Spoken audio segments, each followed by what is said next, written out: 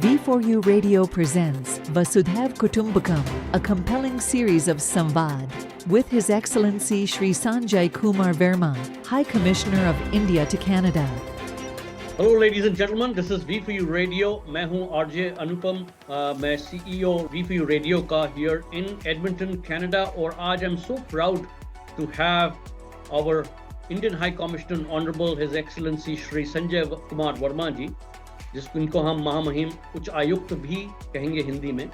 और I am so proud to bring him on the channel.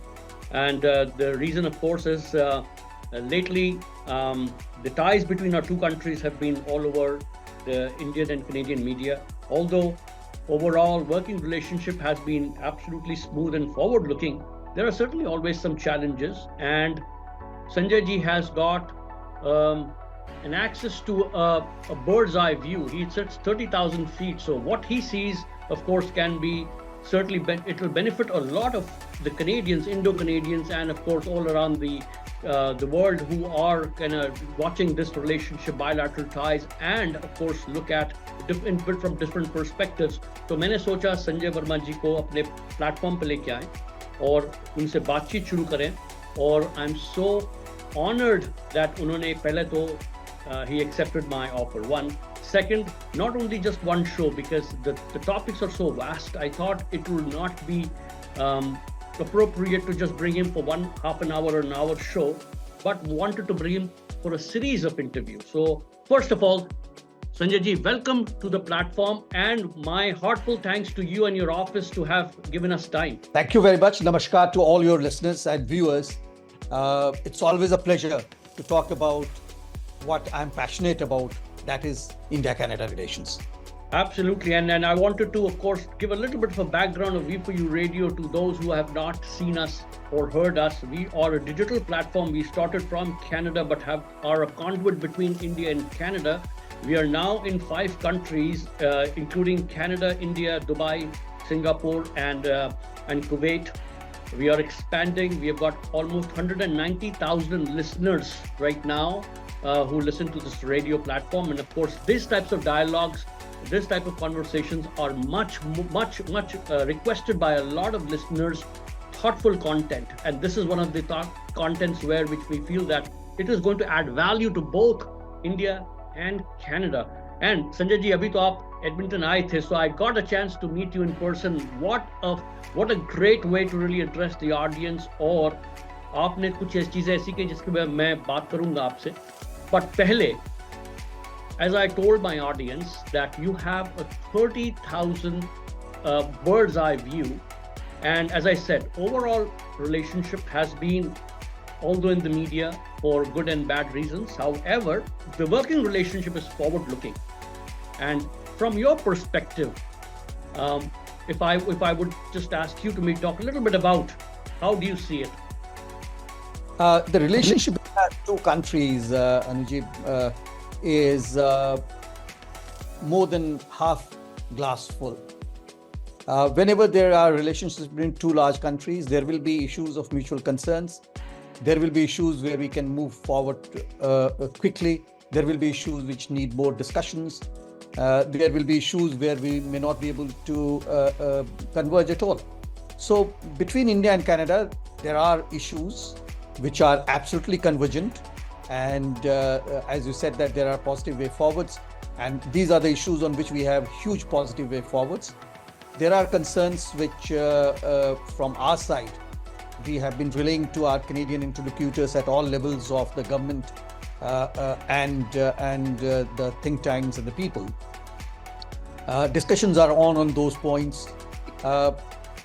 The thing where I would be a little bit looking into the future would be try to understand India of today, which I proudly call as New India. And when we are trying to look at New India, what is it that we are looking at? Because unless that is understood, bilateral relation cannot proceed with the future in mind. There had been issues, there are good progresses between our two countries, but if we are looking at future, then we have to be clear as to which issues both countries should need to understand in order to take things forward. So the first thing which I look at, as I said, New India. And New India is extremely important to understand if we need to move forward in the right direction. And the first thing that I'll like to indicate or recount is that today's India is more confident than ever. So all the countries in the world, not only Canada, all the countries in the world are looking at an India which is confident, an India which is sure about its future path, an India which is sure about its contribution to the global good. We have been ambitious all the time in our history, but now we are not only ambitious, we also have resources, both talent and capital, to match our ambition. So when you have a very confident nation, together with ambition, which are for global good, having resources available, you are indeed looking at a progressive nation, which will continue contributing to the global good and global governance. If I look at yet another point of New India, then we are a promoter of peace in the world. You would find that India is not in alliance with any country. India has a strategic autonomy of its foreign policy, and therefore we are able to talk to almost any country in the world. If there is a need felt between the parties, a need felt by the global community for India to come and do a bit of mediation on various global issues, we are always there. And finally, but not the least, today's India is the voice of Global South, which has more population than the world, which would categorize itself as Global North. So therefore, today's India has got its eyes set on a future growth, its eyes set on making India even more relevant for the world of the future, in making sure that the world is a more peaceful place to live in for all of us, and also making sure that India will have talent to support the ambitions of Global South in particular, but the world as a whole. Great, and truly and so well said. Your title, you live up to your title. You're an ambassador of India for sure. And what I heard was, what I loved hearing from you was more than half glass full. I wanted to just remind my listeners that the first episode between V4U Radio and the High Commissioner Office is just going to build a framework and a roadmap for a series of, because again, as the topics are so wide and large, I would like to cover lots. Shri Sanjay Verma ji, and you started at the right tone. We know that bilateral means it has to have good things for both the countries, not just one. Otherwise, the relationship starts becoming a little strained because it's just for one. Keeping that in mind, I feel a bilateral relationship is at 4 levels, and just to feel free to correct me. One is at the political level, and then comes the diplomatic level, then comes the economic business level, which is business to business ties, and then people to people. And all 4 tiers play a very important role for that strong, strengthening relationship. So let's start with that perspective, with that high level on 4 levels. What's in it for the Canadians here in this whole 4 tiers? I'm sure my Canadian folks would like to know more about what's in it for us. Absolutely. And when we look at these 4 tiers, as you rightly categorize, one tier, which is the political, is largely the policy setting. So we do set our policy ambitions and goals through the interactions between our 2 leaderships. And thereafter, there is a follow-up platform wherein which we implement the policy goals. When we do that, then you look at other 3 categories which you mentioned, diplomatic, business or economic, and people to people. So let me talk about the policy framework first and how are they set up. Absolutely. So when we look at the policy framework, it is very important for us to look at various visits, various exchanges at senior political level, which take place between our two countries. Since a decade is a small time for relationship between two countries.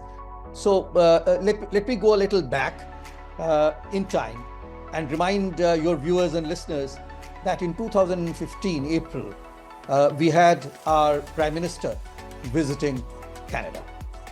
And when he visited here, there was a lot of enthusiasm, not only within our own diaspora, which I would expect to be there all the time to receive the leader of the largest democracy in the world, but also in the political circles in Canada, in business circles in Canada, academic leaders in Canada. And all of them welcomed our Prime Minister with such a gusto that we started looking forward to much better times ahead. There were several agreements and memorandum of understanding signed when that visit took place. Fast forward 2018, Right Honorable Prime Minister of Canada traveled to India. Another great occasion for the two leaders to catch up on various issues of mutual concern, but also to evaluate and prescribe what has been the relationship between our two countries and how can we further accentuate it when we move forward and take it forward from there. As during the visit of Honorable Prime Minister Shri Narendra Modi ji's visit to Canada in 2015, many MOUs and agreements were signed. Same thing happened during the visit of Right Honorable Prime Minister Justin Trudeau to India in 2018. Unfortunately, thereafter, due to the COVID pandemic, there was a pause in exchanges at the political level, but we did not stop interacting with each other. So there were telephone calls made. There were aspects of pandemic countermeasures which were required to be coordinated between our two countries, which worked well. We are thankful to Canada, which contributed through its Red Cross to the Indian Red Cross about 10 million Canadian dollars for fight against COVID.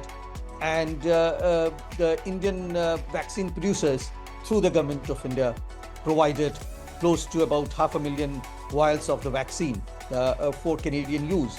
The total agreement was for 2 million vials to be provided. And I hope that our coordination and cooperation through COVID-19 mechanism bilaterally helped our interests in Canada and Canadian interests in India to move ahead. Soon after the pandemic was over, of course, both countries were recovering from the shocks of pandemic, and India took over the presidency of G20 nations. And in 2023, September 8 to 10, once again, Right Honorable Prime Minister Justin Trudeau traveled to India. And in this case, he traveled for a multilateral meeting, which was the G20 Leaders Summit. Before his visit, there were a number of Canadian ministers who traveled to India in order to participate in G20 ministerial meetings. But what happens in these meetings, Anupamji, to tell your viewers and listeners, is that yes, there is a multilateral aspect of the visit, and therefore there would be a summit which takes place. But there is also a bilateral aspect of the visit, because for all the leaders, and certainly for Right Honorable Prime Minister Justin Trudeau, there were bilateral meetings with our Prime Minister on the sidelines, not only with our Prime Minister, but also with other political dignitaries. There were meetings organized for the visiting dignitary. He was also able to see a little bit of India, new India, as I say, for him to make his views on the way in which India is developing. If we take out the summit level interactions, the two foreign ministers have been talking to each other on the phone and meeting each other on various occasions, including bilateral, in world capitals. So whenever they meet, of course, the main topic of conversation happens to be the bilateral relations. And when they do discuss bilateral relations, they take stock of what has happened, but they also talk of policy setting as to what should happen in the future. The Deputy Prime Minister Christian was also there for finance ministers meeting at G20. Many issues got discussed, but also what gets discussed, as I told earlier, in these meetings are the bilateral issues. So bilateral issues between the finance ministers of India and finance minister of Canada got discussed. Defense ministers met each other. The Commerce and Industry Minister of India and International Trade Minister of Canada met each other a number of times over the period of last year only. Before that, of course, there were meetings as well.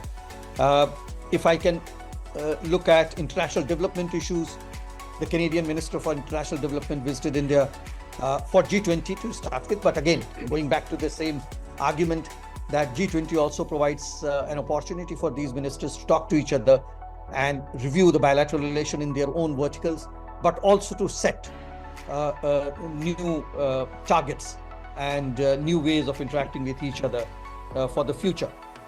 Agriculture Minister, similarly, of Canada visited India. Climate change and environment, which is a big issue today in the world, and of course in India and Canada, also visited India, and there were good interactions with his counterpart. These are all at the federal level.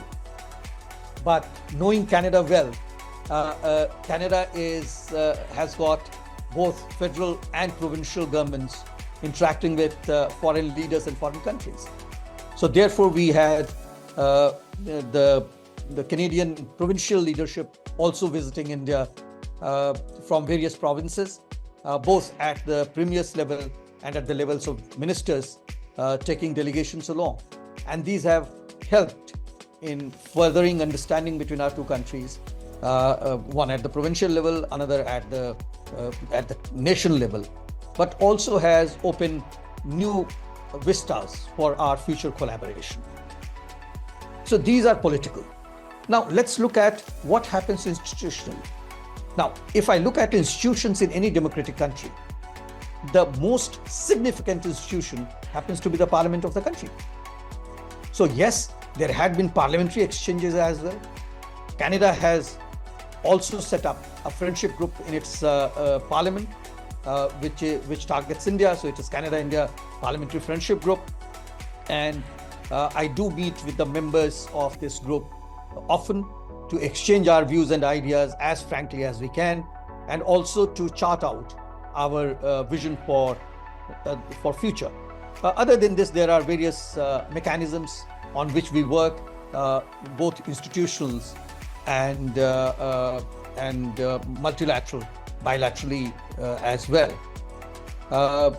So if I look at the overall picture, a lot of conversation between our two countries, a lot of exchanges between our two countries, trying to understand each other's concern in a much more open manner, so that our future relationship is more safeguarded than what we would like to think.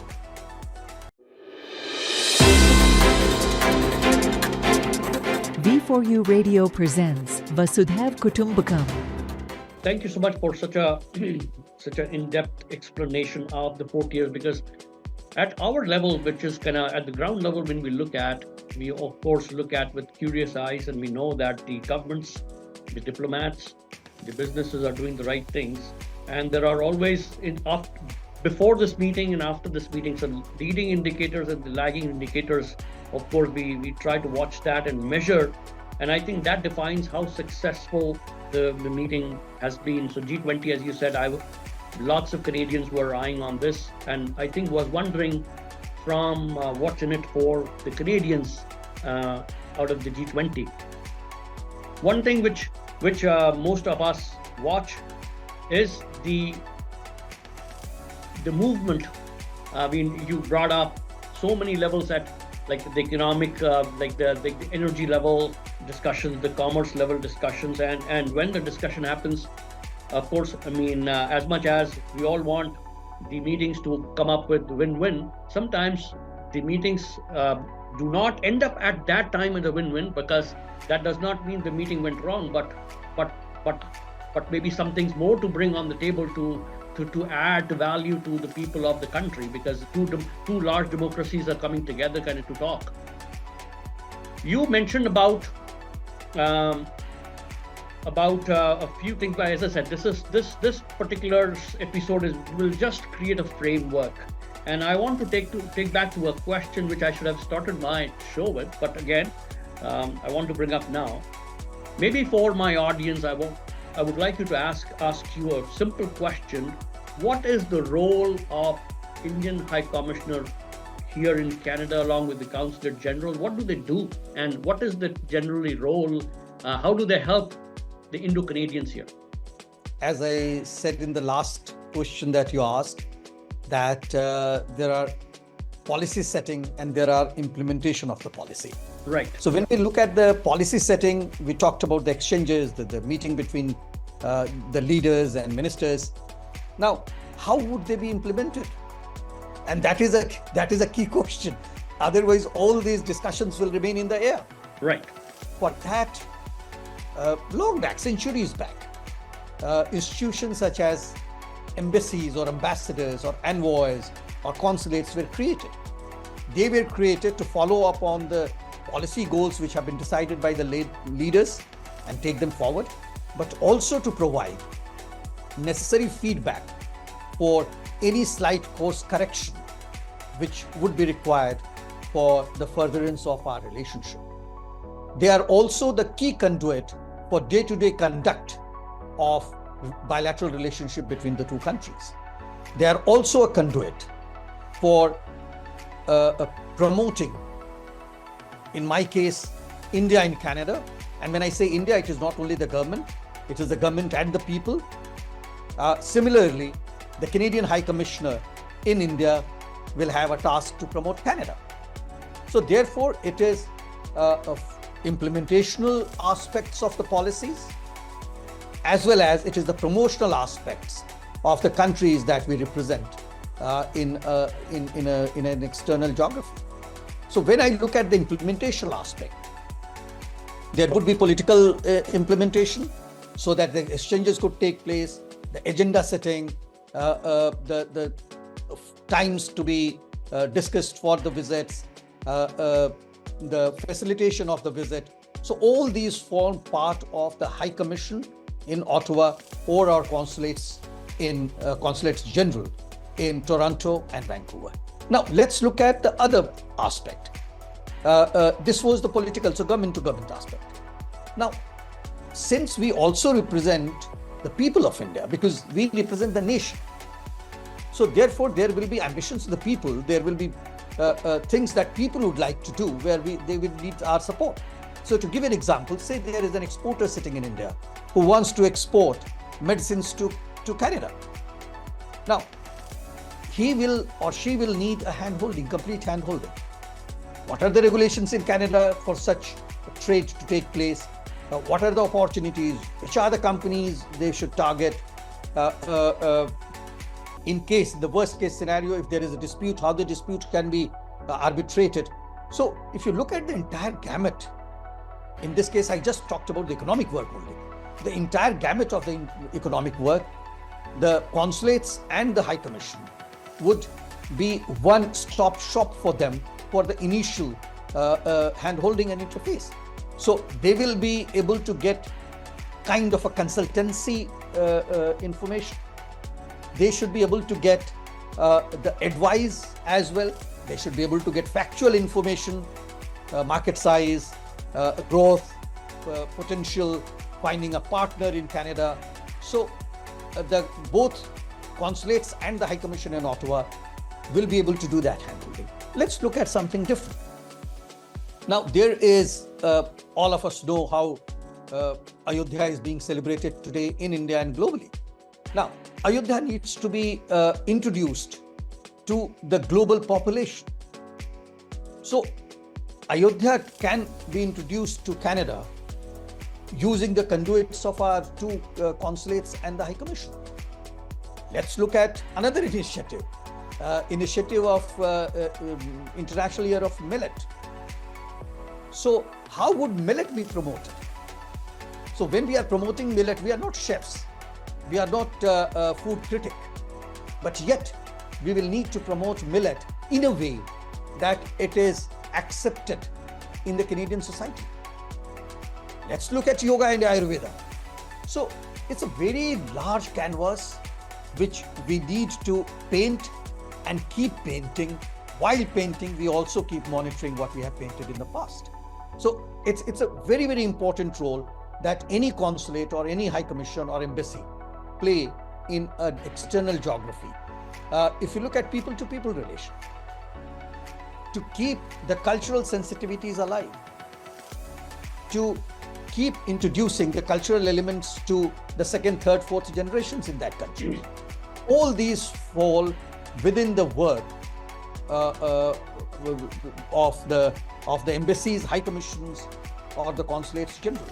And finally, but not the least, all the consular services which are required to be provided to our own nationals in Canada, whether it is passport renewal, whether it is birth certificate, death certificate, in the unfortunate cases of transportation of mortal remains to India, all these issues are tackled through the conduit of the High Commission in Ottawa or the Consulates General in Toronto and Vancouver. If I look from the Canadian perspective, all Canadians need a visa to travel to India. The facilitation of travel permit, which is visa in this case, to all Canadian citizens or any resident in Canada, even from other countries, would again fall within the ambit of the work that we do here. So it's a very large canvas, Anupamji. I will not be able to count each and every one, but I wanted to give you a general flavor as to what is it that we do here. And thank you so much, because dialogue at such a level, and in fact to explain in such a simple manner is so much required, because we need to bring diplomats like you, the highest authority on Canadian soil, more often on platform like this, because people need to listen to the good things happening, and that's how I think the connection happens, the people to people, the business to business. And you brought so many great things, and I wanted to just recap a few things. One, of course, to our viewers, that such a dialogue has now started, and we promise you to bring Shri Sanjay Verma ji more often in a series of discussions, so that we can stress upon the smallest small thing, good thing which is happening.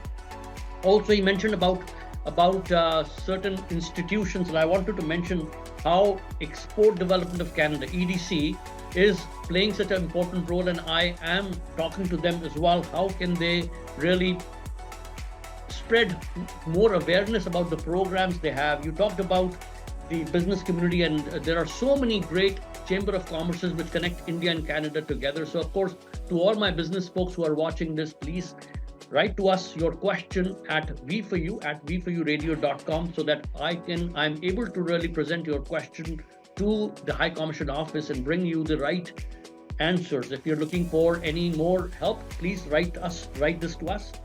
अभी बातों का सिलसिला जारी रखते हैं आपके साथ में. If you allow me to ask you a little bit more, आप जब यहाँ पे आए थे Sanjay ji, I loved what you said about when you were talking a little bit about the spot value and the trend value. It was an eye-opener. In maybe 5-10 minutes, you explained so much. And again, it was a feeling of pride as well, because I represent both India and Canada. And in that spot value, I was trying to look in for, of course, that spot value is, we are very close. Canadian economy versus the Indian economy, at the spot value, we are very close.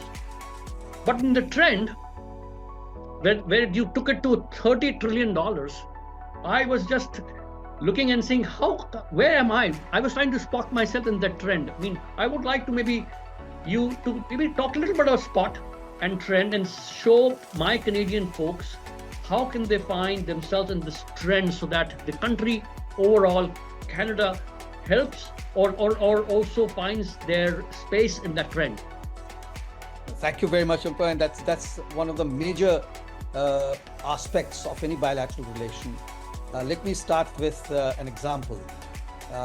When someone dates the prospective life partner, they do not only look at the beauty or the intelligence that they exude, but they also look at the trend value.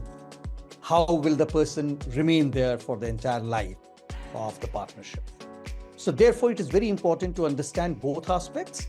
One aspect is for those who are just fly-by-night operators, which means I come, I do a transaction and vanish in thin air. For them, spot value itself is good enough. But for those who want to remain engaged in the aspects of the relationship, in case of the two countries, bilateral relationship, long enough, they will of course look at what happens in 2 years, 3 years, 5 years, 10 years, 20 years time. And that is what I call as the trend value. So let's look at the spot value at the moment. India is a developing country. It has a low per capita income of close to $2,800 per capita. It is the fifth largest economy in the world, more than $4 trillion, $4.12 trillion, according to our estimates. But if I take other estimates as well, close to $4 trillion. It is a country which has the largest population in the world. It is the country which has got most talent, new talent being generated in the world. It is a country where the middle class is expanding the fastest anywhere in the globe, creating a huge market for products and services to be delivered to India. It is a country which is today ranking very high in the innovation index and therefore business for the future. It is a country which is the third largest ecosystem of startups anywhere in the world. It is a country which is becoming an automotive hub. It is a country which is now categorized as the pharmacy of the world. So if you look at all these aspects, all aspects are, as I say, spot values. And if I need to engage with the notion of all these spot values, I also need to do a crystal gazing for the future. And when I do the crystal gazing, what is it that I find? Let's say that GDP is one of the major criteria for a nation's success. As we have seen in G7 or G20, G7 was formed on the basis of top 7 GDPs in the world at that point of time. Today, the situation is very different. So if I look at the GDP only, then what is it that I'm looking as a trend? This is 2024. By 2026, we are expecting to be a $5 trillion economy. When we become a $5 trillion economy, we would have overtaken the 4th ranked nation in GDP terms in that course. And so 2026, with $5 trillion economy, India should be 4th largest economy in the world. Fast forward, what we estimate, which is supported by Bretton Woods institutions as well in their estimates, that by 2030, it will be a $10 trillion economy. When we are $10 trillion economy, we are already at the 3rd place in the global ranking. Fast forward, 2047. Now, why 2047? For some of the viewers and listeners to understand, India became an independent nation from British colonialism in 1947. So 2047, we will be completing 100 years of our nationhood as an independent country. So by 2047, for the Indian listeners, of course, this is the period of Amrit Kal, as we all very proudly say, coined by our Honorable Prime Minister Shri Narendra Modi ji. So during the Amrit Kal, we'll keep developing, and 2047, the expectation, and this is our estimate, this is not the estimate coming out from the Bretton Woods institutions, by 2047, we are looking at an economy which will be $31 trillion. And all these dollars are US dollars. I have not converted them into Canadian dollars. So 31 trillion US dollar economy size is still 3rd largest economy. But what it has done from growing from $10 trillion to $31 trillion US dollars, that it has minimize the gap between the second and the third. So much so that the difference is expected to be close to only $1 trillion in 2047 between number 3 and number 2. Number 1 would also be about $1.5 trillion at that time, according to the current estimates. I also stumbled upon a new report about a month and a half back from Goldman Sachs, which is a reputable agency, consultancy agency, talking about a figure of $50 trillion by 2075 for India. Again, US dollars. So when I look at the trend line, looks good to me. Now, GDP is big. What does it mean? Because I told you earlier that we have large GDP, but small per capita income. So where does this lead to? What it facilitates is that the government will have access to capital through which it can develop infrastructure for future development and growth. So that is why you saw India creating 32 kilometers a day of expressways. You saw opening of new health centers in India. You saw the digital public infrastructure being developed at such a huge pace. You saw availability of the lowest data in the world. You saw giving encouragement to startup ecosystem for innovation for the future. So all these things could only become possible because we had access to a larger pool of capital. But what it will do once the size of economy keeps growing, the per capita income of people would also start growing. So by 2047, we think that the per capita income will be $15,000. It's still not much from the Canadian perspective, but consider from below $3,000 per capita income to increasing 5-folds in 23 years is not a meager task for a developing country like India. And when we reach there, then we will also be able to join the League of Developed Nations. So what our Prime Minister always talks about is Viksit Bharat, a developed India. So we would be third largest economy, $30 trillion economy, US dollars terms. That's fine. But what happens to the people? People also increase their per capita income by 5-folds. And these are all in real terms.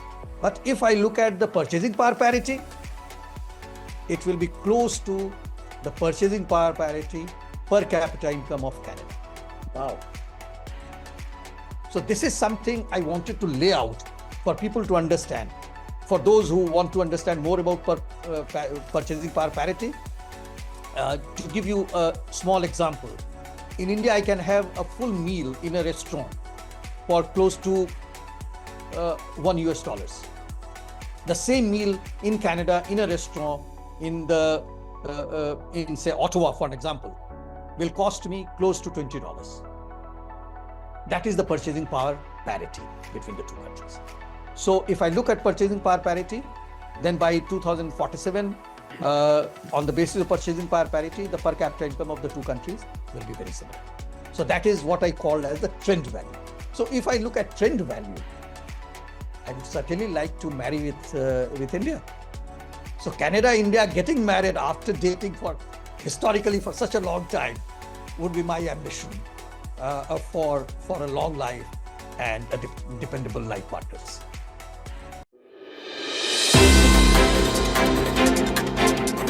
V4U Radio presents Vasudhaiv Kutumbakam. I'm amazed how you can talk so simply and put all this perspective in a very understanding terms so that common man can understand. And I want to remind myself, and I'm feeling so proud when I listen to all this, because there's lots for the Canadians, Indo-Canadians, and not only Indo-Canadians, but just the Caucasians and different communities who are living in Canada and how they can benefit. I wanted to remind all my listeners that this show is, of course, without you. we cannot move an inch forward. So we need your participation. So what would you like to hear from your Indian High Commissioner? Send us your question at V4U at V4URadio.com, and I promise I will bring your question to forward to be answered by Shri Sanjay Verma ji. This is just my first episode, so we wanted to start somewhere to bring more topics in detail so that we can discuss everything in very detail and discuss it and show the value. So I wanted to again talk about a few things before I wrap up for today, what we spoke about and we were going to talk about. Recently, the movement has started because there is now full conduit between higher education, employment, business immigrations and all that. So we'll talk about that a little bit in the coming episode. We're going to talk about, aapne ek baat ki thi Chalo India ki, which is a very, very good vision by our Prime Minister Shri Narendra Modi ji. So we'll talk more about, but not only Chalo India, but we'll talk about Chalo Canada. Chalo Canada is also part of that, because we are seeing Chalo Canada is becoming such a popular movement in India, and that is the reason why the movement has increased. We are going to talk about AI and technology. I know you're super fond of AI and technology, so we want to bring this aspect, how AI and technology between the two countries can keep the bilateral relationship so strong and economically viable. And last but not the least, we're going to talk about some differences. See, again, this is just me. Differences are equally important as acceptances. Differences keep you accountable. There's always good to have different thought process in a boardroom situation. We all are corporate people. We run countries corporately now, and that's a beautiful way to really put it. That when you enter a boardroom, if everyone is thinking like one, then there is no emergence of new ideas. When you come with a different idea, so differences are important.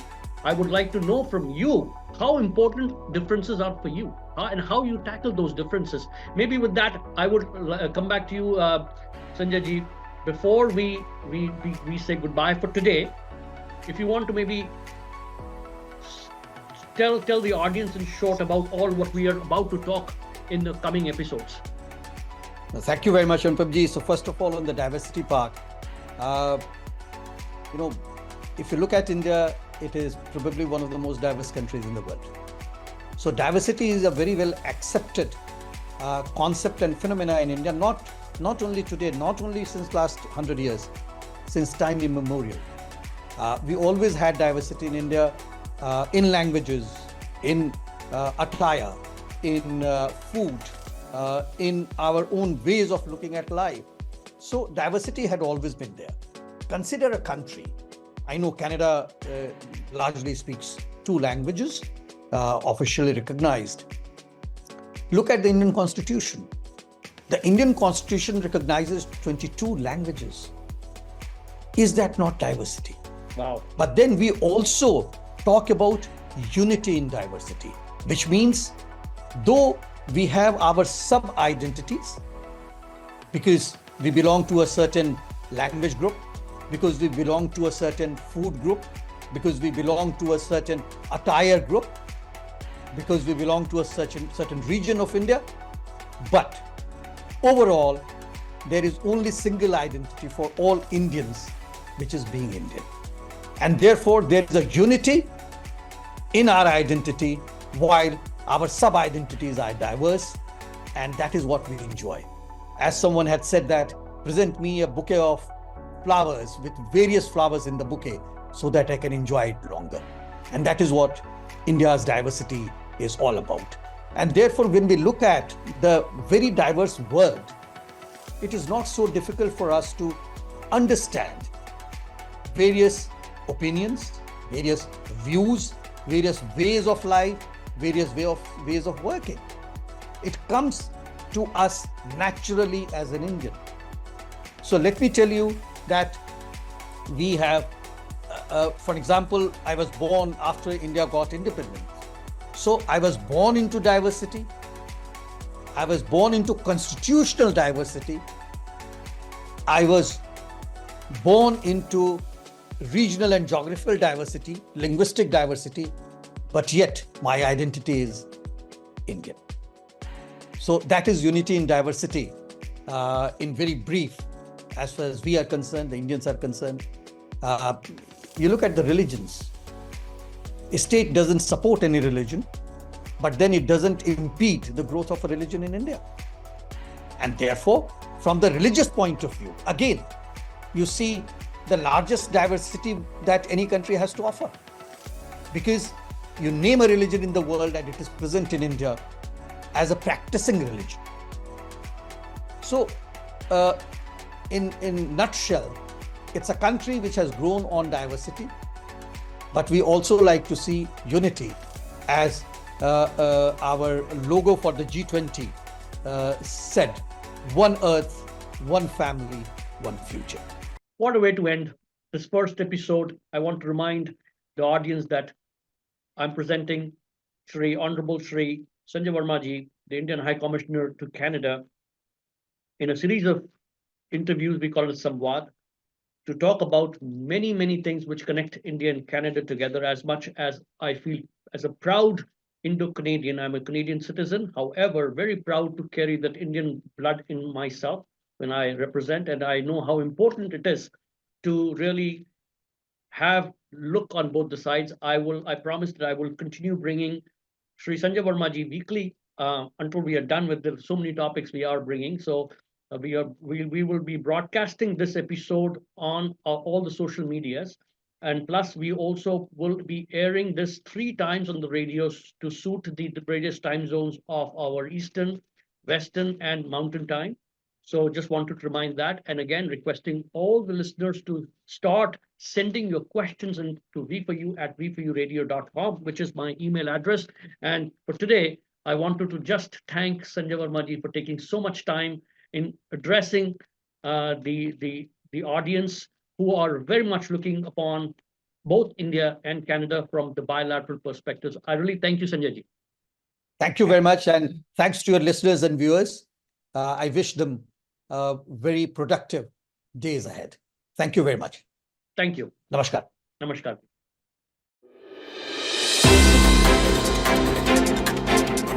V4U Radio presents Vasudhaiv Kutumbakam, a compelling series of Samwaad, with His Excellency Shri Sanjay Kumar Verma, High Commissioner of India to Canada. V4U Radio, kabhi bhi